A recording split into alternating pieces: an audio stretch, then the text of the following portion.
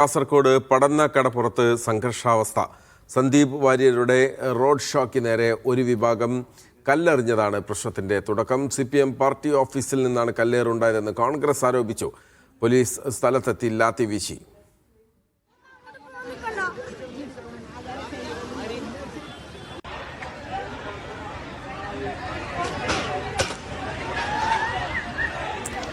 ഷഫീഖ് നസറുള്ള ചേരുകയാണ് വിവരങ്ങളുമായി. ഷഫീഖ്,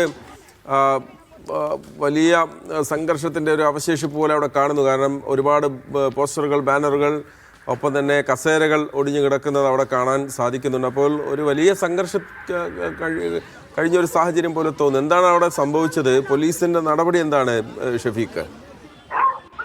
സന്ദീപ് വാര്യരുടെ റോഡ് ഷോക്ക് നേരെയാണ് വലിയ രൂപത്തിലുള്ള ഒരു സംഘർഷമുണ്ടായത്. പടന്ന കടപ്പുറത്ത് എത്തിയപ്പോഴായിരുന്നു ഇത്തരത്തിൽ വലിയ സംഘർഷം. അല്പസമയം മുൻപ് വരെ സംഘർഷാവസ്ഥ തന്നെയായിരുന്നു പടന്ന കടപ്പുറത്തുണ്ടായത്. ഇപ്പോൾ സംഘർഷത്തിൽ അയവ് വന്നിട്ടുണ്ട്. പോലീസ് ലാത്തി വീഴ്ചി.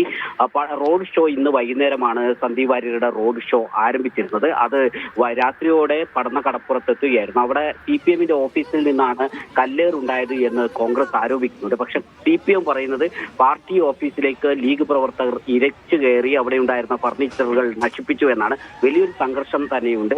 മുസ്ലിം ലീഗിന്റെ പടന്ന കടപ്പുറത്തെ ബ്രാഞ്ച് കമ്മിറ്റി സെക്രട്ടറിയുടെ നേതൃത്വത്തിൽ വലിയ ഒരു പരിക്കേൽറ്റിട്ടുണ്ട്, തല പൊട്ടിയിട്ടുണ്ട്. അങ്ങനെ നിരവധി ആളുകൾക്ക് കല്ലേറിലും അതോടൊപ്പം തന്നെ ഉണ്ടായ സംഘർഷത്തിലും പരിക്കേറ്റു എന്നാണ് നമ്മൾ മനസ്സിലാക്കുന്നത്. ഇന്ന് വൈകുന്നേരമാണ് സന്ദീപ് വാര്യരുടെ റോഡ് ഷോ, ഈ വോട്ടർമാർക്ക് നന്ദി രേഖപ്പെടുത്തിക്കൊണ്ടുള്ള ഒരു റോഡ് ഷോ ആരംഭിച്ചത്. അത് പടന്ന കടപ്പുറത്ത് എത്തിയപ്പോൾ അവിടെ ഇരു വിഭാഗവും സംഘടിച്ചിരുന്നു. റോഡ് ഷോ വലിയ ജനക്കൂട്ടമുണ്ടായിരുന്നു. ഈ പാർട്ടി ഓഫീസിന്റെ പരിസരത്ത് CPM പ്രവർത്തകരുണ്ടായിരുന്നു. ഇങ്ങനെ CPM പ്രവർത്തകരുടെ നേതൃത്വത്തിൽ കല്ലേറുണ്ടായി എന്നതാണ് കോൺഗ്രസിന്റെ വലിയ ആരോപണം. അതാണ് കോൺഗ്രസിന്റെ ആരോപണം. എന്തായാലും പോലീസ് എത്തി അവിടെ ലാത്തി വീശിയിട്ടുണ്ട് എന്നുള്ളതാണ് മനസ്സിലാക്കുന്നത്. ഷഫീഖ് നസറുള്ളയാണ് വിവരങ്ങൾ നൽകിയത്.